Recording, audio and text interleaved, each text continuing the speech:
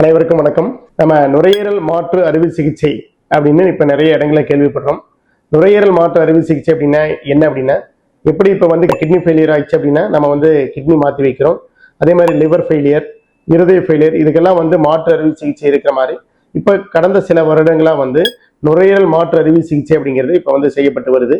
அதுல முக்கியமா யாராருக்கெல்லாம் பண்ணலாம் அப்படின்னா, சிஓபிடி, அதாவது நாள்பட்ட நுரையீரல் அடைப்பு வியாதி இருக்கிற எல்லா நோயாளிகளுக்கும், ஆக்சிஜன் தேவைப்பட்டிருக்கிற எல்லா நோயாளிகளுக்கும் அதை பண்ணலாம்.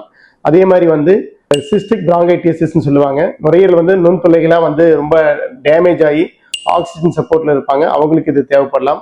இல்ல நுரையீரல ரத்த குழாயில பிரஷர் அதிகமாகிறதுனால பல்மரி ஆர்டரி ஹைப்பர்டென்ஷன் சொல்லுவாங்க, அந்த மாதிரி இருக்கிற பேஷண்ட்டுக்கு இது தேவைப்படலாம். நுரையீரல் டிபி இந்த மாதிரி சில நிமோனியாக்கள்னால ரொம்ப பாதிப்படைஞ்சு ஆக்சிஜன் தேவைப்பட்டிருக்கு அப்படிங்கிறவங்களுக்கு இந்த நுரையீரல் மாற்று அறுவை சிகிச்சை பண்ணலாம். இந்த நுரையீரல் மாற்று அறுவை சிகிச்சை அப்படிங்கிறது இப்ப நிறைய மருத்துவமனைகள் பண்ண ஆரம்பிச்சுட்டாங்க. இது நுரையீரல் ஃபெயிலியர் ஆகிற பேஷண்ட்டுக்கு இப்போ ஒரு வரப்பிரசாதமா நம்முடைய நாட்டிலே இது மென்மேலும் வளர்ந்துட்டு வருது. இது கட்டாயமா நுரையீரல் ஃபெயிலியர்ல இருக்கிற பேஷண்ட்டுக்கு ஒரு நல்ல சிகிச்சையாக இருக்கும் என்பதில் எளிதளவும் ஐயமில்லை. நன்றி.